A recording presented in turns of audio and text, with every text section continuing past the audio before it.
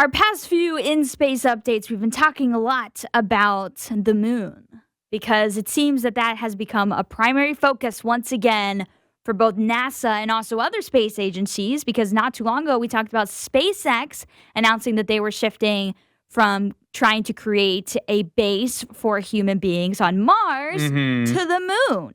And sounds like NASA is planning to do the exact same thing. So a lot of real estate up for grabs on the moon it's currently. pretty much all up to be claimed. Yes, and a lot of people trying to claim it. So NASA has announced a plan to spend about $20 billion over the next 7 years to build a moon base near the lunar South Pole. Hudson's just imagining his tax dollars going to this right now. Definitely. The base... Glad we're doing this. Yeah, the base would include habitats, pressurized rovers, and nuclear power systems to support long-term human activity on the moon.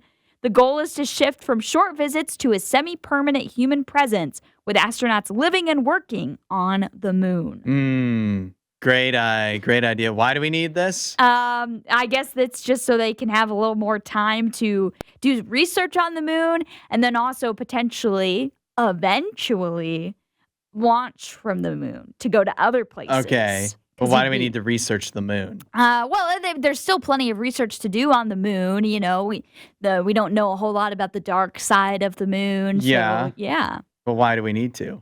Well, I think NASA, as a space agency, they're very interested in space, and moon is a part of that. Yeah, this is frustrating. I mean, what's sad is they're talking about paying $20 billion of our money to do this. Yeah. First of all, how about we just get a person there before we start talking about building a whole base and a nuclear power system? I believe that's supposed on the moon. I believe that's supposed to happen within the next, few months. I'm sure it is. Allie, it's been our entire lifetime somebody's been on the moon. I know we were talking just about the first to worst with cars. The cars we were talking about lived in those were created in the time that the people were going to the moon. So it was funny. I was listening to somebody the other day talking about space and why NASA's so good and whatever. And it wasn't you, it was somebody else. But they're like, you don't realize all the inventions that have been made because of NASA, because of, having to figure out, Velcro was invented because we needed that for space. And I'm like, well, we don't have to go to space to invent things. We could also just invent things because they're a good idea. Yeah. But it is true. We have invented a bunch of stuff that has practically shifted, not just been used for space exhibitions, but also for practical life, like Teflon. It's helpful, but I feel like if we could invent it for the moon, we could invent it for here. Yeah. We could just be like, we need to make this thing and then make it for Earth. Yeah, but we don't have to go all the way to space to do this, is what I'm saying. We can't change the history now. That's how those things were invented, and they were trying to get to the moon, and it seems that our mission now is to try and get back to the moon and create a base there. You know what I think is happening is back before in the 60s, nobody had been to the moon, right? Nobody had been to space. Yeah. And so they go to space, and then the guys that went to space kind of came back and were like, hey, there's not really that much up here. We can probably, stop worrying about this. That's definitely not what they said.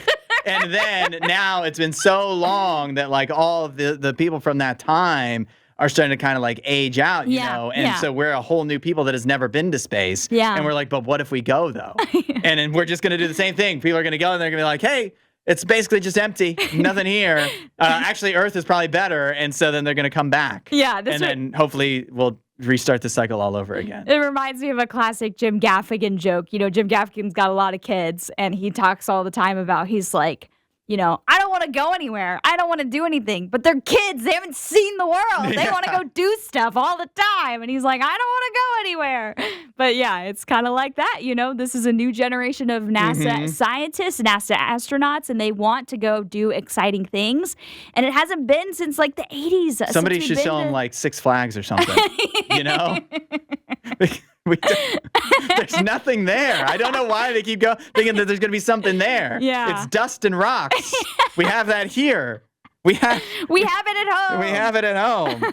I feel like we just really don't accept how good we have it here on Earth. Oh, we absolutely do. What if we go to Mars and the moon? Because we would Earth is die better. there? Yeah. Earth is better. It's the best planet. It's the best.